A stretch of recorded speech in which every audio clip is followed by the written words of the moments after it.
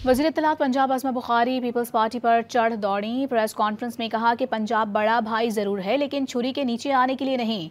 रोज़ press conferences करने वालों से पूछें उन्होंने सैलाब ज़दगान के लिए क्या किया।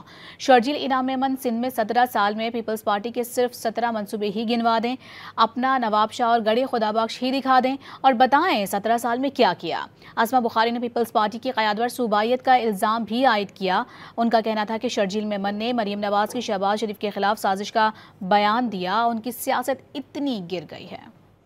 इतवार वाले दिन जब वज़ीर इत्तलात सिंध तशरीफ लाए, वो जो करने के लिए आए थे वो वही करके गए। जो कुछ नहीं कर सकते वो सिर्फ मुंह हिला सकते हैं। ये जो सारे सिर्फ प्रेस कॉन्फ्रेंस से कर रहे हैं, इनसे कभी पूछिएगा आपने सैलाब मुतासरीन के लिए अभी तक क्या किया। नदीम अब्दुल चंद साहब ने 5 प्रेस कॉन्फ्रेंस की हैं, चौधरी मंसूर साहब की 4 प्रेस कॉन्फ्रेंस है, शर्जील मेमन की 3 है, मुर्तज़ा वहाब की 2 है। By the way Murtaza Wahab साहब को अपनी 3 बहनों का बड़ा ख्याल आया, लेकिन वो बहनें जिस वजह से परेशान है, काश वो परेशानी कभी मुर्तज़ा वहाब साहब भी ले लिया करे कराची के लिए। और वो साथ 200 अरब रुपया भी मांग रहे थे। खौफ का ये आलम है कि एक मरियम नवाज है और ये लिस्ट सुना दी मैंने आपको। ये सिंध में रह के बाहर से सिर्फ बातें कर सकते। मैंने मनाजरे का चैलेंज जो है वो एक्सेप्ट कर लिया शर्जील मेमन साहब का। आप अपने 17 साल के 17 सिर्फ प्रोजेक्ट्स बता दीजिए। जनूबी पंजाब जनूबी के अपने अंदरून सिंध का जो हाल है, आइए आपको भावलपुर दिखाऊं, आइए आपको मुल्तान दिखाती हूँ, आप मुझे कश्मीर ले चले, आप मुझे जैकबाबाद छोड़े, आप मुझे नवाबशाह ले चले, आप मुझे गड़ी खुदाबख्श ले चले, मुझे दिखाएं वहाँ 17 साल में आपने क्या। हर गलते मरसू ये ना करसूं, मरसू वो ना करसूं। असी भी कह रहे हैं मरसू हम भी नहीं करसूं। हम क्यों पानी देंगे अपने। हर वक्त अजरक की बात करें तो वो सुबाइयत नहीं है, लेकिन चीफ मिनिस्टर अगर अपने पंजाब के हक की बात करे तो वो सुबाइयत। कल शर्जील मेमन साहब के मुंह से मैंने सुना पंजाब वफाक के खिलाफ साजिश कर रहे हैं, वो मरियम नवाज शहबाज शरीफ के खिलाफ साजिश कर रही है। यहाँ तक नौबत आ गई आपकी सियासत। इतना खौफ, इतना गिरना पड़ा आपको।